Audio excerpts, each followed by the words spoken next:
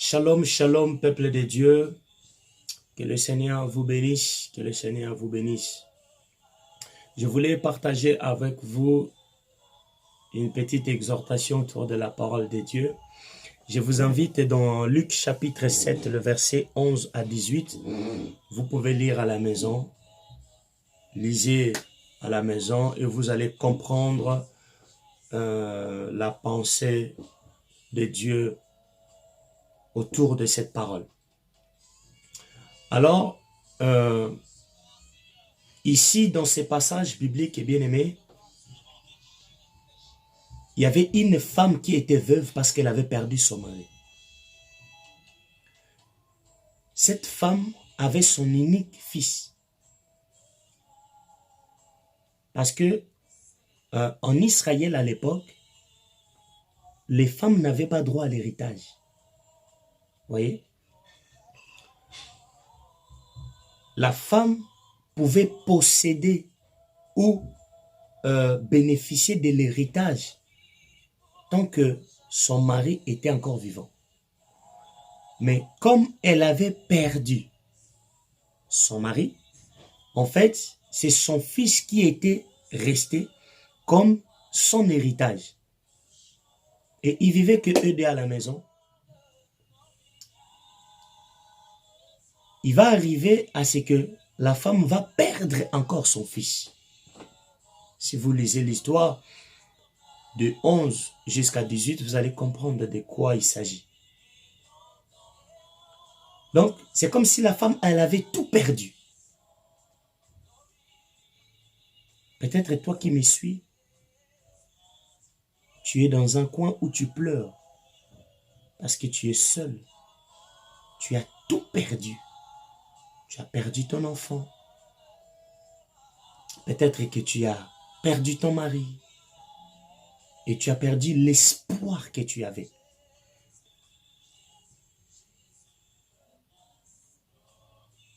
Laisse-moi te dire, bien-aimé, le Seigneur, qui est le père des orphelins et le mari des veuves, il va te voir là où tu es. Et le Seigneur va te consoler. Et le Seigneur va venir à ton secours. Et la Bible dit, cette femme s'est préparée pour aller enterrer son enfant. Mais elle n'était pas seule parce qu'elle était accompagnée d'une foule. Vous savez, quand on va toujours enterrer les morts, il y a toujours des gens qui nous accompagnent. Mais ce que j'ai béni le Seigneur, c'est que cette femme habitait une ville qui s'appelle Naïn. Or, Naïn, en grec, veut dire la paix, la tranquillité et le calme. Donc, prophétiquement parlant, elle était au bon endroit. Pendant que ils allaient pour enterrer l'enfant, la Bible dit, Jésus aussi était accompagné d'une foule. Quand Jésus arrive à la porte de la ville, la Bible dit, le Seigneur a vu cette femme, comme elle était en train de pleurer. Le Seigneur a vu le cœur de cette femme. Comment cette femme pleurait son enfant. Je pense que le Seigneur n'avait pas seulement compris que la femme pleurait seulement son enfant. Mais Jésus-Christ étant Seigneur, dans sa préscience, dans sa puissance et dans son omniscience, en fait, il avait compris que cette femme ne pleurait pas seulement l'enfant. Cette femme pleurait et son mari, et l'enfant, et l'héritage, et sa vie après la mort de son enfant. Peut-être toi qui as tout perdu, tu te poses des questions. Comment est-ce que je vais vivre? Tu n'arrives pas à oublier tout ce que tu as perdu, qui était cher pour toi. Et bien aimé, je vais te dire, pendant que tu es seul, Pendant que tu te retrouves dans un endroit où tu fais que penser à tout ce que tu as perdu qui était cher. Et laisse-moi te dire qu'il y a un Dieu qui te voit. Il y a un Dieu qui écoute le pleur de ton cœur. Il y a un Dieu. Et la Bible dit, lorsqu'ils avançaient vers la porte de la ville, le Seigneur aussi faisait son entrée. Arrivé à la porte de la ville, le Seigneur a vu la femme. Et la Bible précise, le Seigneur fut ému de compassion. Jésus aussi était accompagné de deux foules.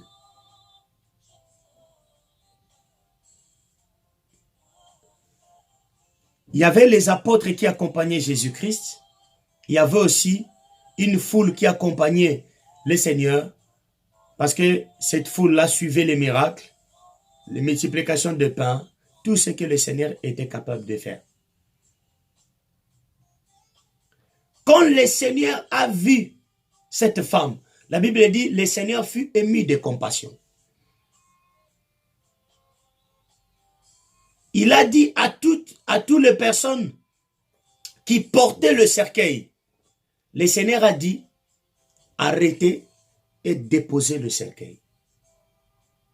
C'est ça que le Seigneur va faire dans ta vie.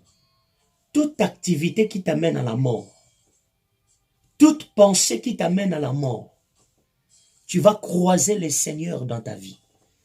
Et le Seigneur va l'arrêter. Parce qu'il est capable de ramener à la vie tout ce qui était mort dans ta vie. La Bible dit, quand le Seigneur a dit aux hommes de descendre le cercueil, le Seigneur a regardé l'enfant. Et le Seigneur a dit à cet enfant de se réveiller. Et la Bible dit, l'enfant qui était dans cette position allongée, mort, l'enfant était assis. Or, quand on parle de s'asseoir, c'est ça l'image de la stabilité. C'est ça que le Seigneur va faire avec toi. C'est ça que le Seigneur va accomplir dans notre vie. Pendant que les maladies, pendant que beaucoup des activités étaient destinées sur ta vie pour t'amener à la mort, le Seigneur va le stabiliser. Le Seigneur va le stopper.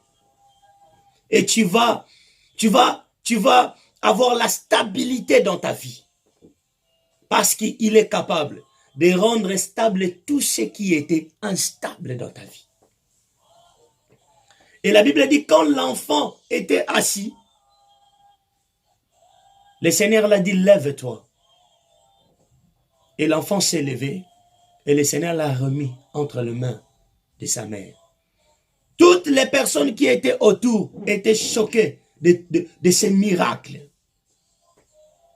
Toutes les personnes qui étaient là étaient impressionnées. Ils ont même dit qu'il y a un prophète qui est rentré dans la ville. Bien-aimé dans le Seigneur, crois en Jésus-Christ et tu seras sauvé, toi et ta famille. Toute activité qui t'a mené à la mort, le Seigneur va le stopper dans ta vie au nom de Jésus-Christ. Le Seigneur est capable de stopper le COVID-19 dans ta vie, bien-aimé. Et de restaurer ta santé. De te donner la stabilité. Toi qui, ta santé t'est devenue instable.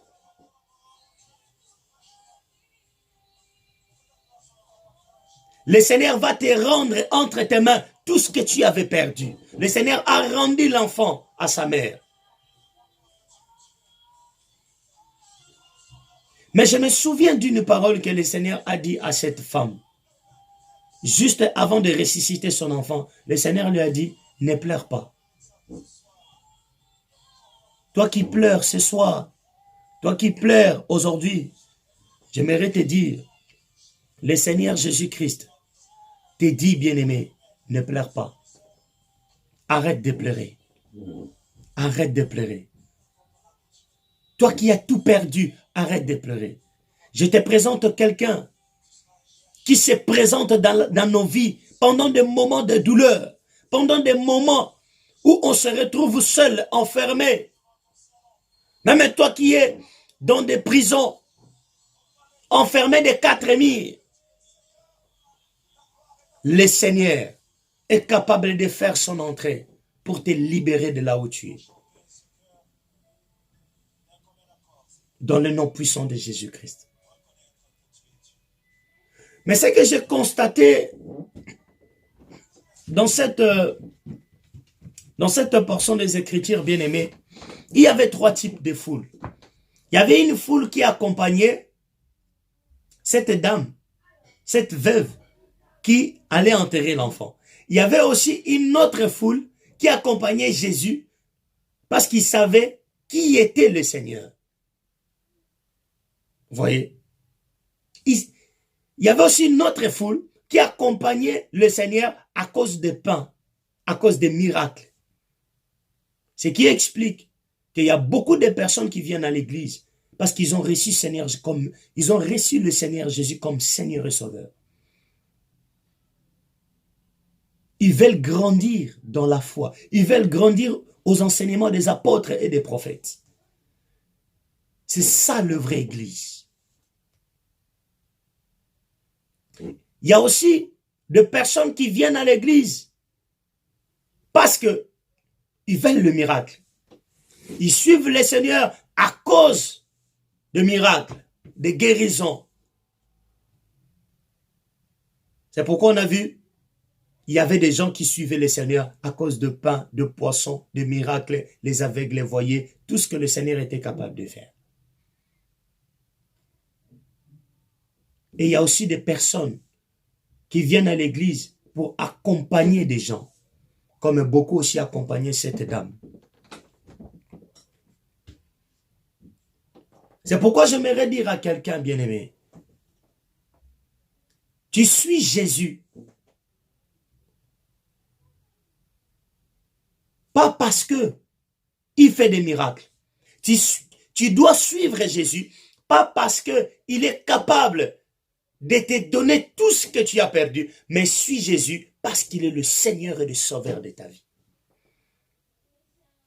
Nous devons suivre Jésus parce que nous voulons avoir ce qu'il est, pas ce qu'il a. Une fois que nous avons Jésus-Christ dans notre vie, le Seigneur nous donnera tout ce qui reste. Parce qu'il a dit, cherchez premièrement le royaume. Et après le reste vous sera donné par-dessus. J'espère que vous aurez le temps de lire cette histoire de cette femme qui est vraiment édifiante. Que le Seigneur vous révèle le Seigneur Jésus-Christ lui-même, afin que vous puissiez le suivre, pas à cause de miracles, pas à cause de ce qu'il est capable de faire pour vous, mais parce que il est votre Seigneur et votre Sauveur. Que le Seigneur vous bénisse. Que le Seigneur vous bénisse. Soyez bénis au nom de Jésus-Christ.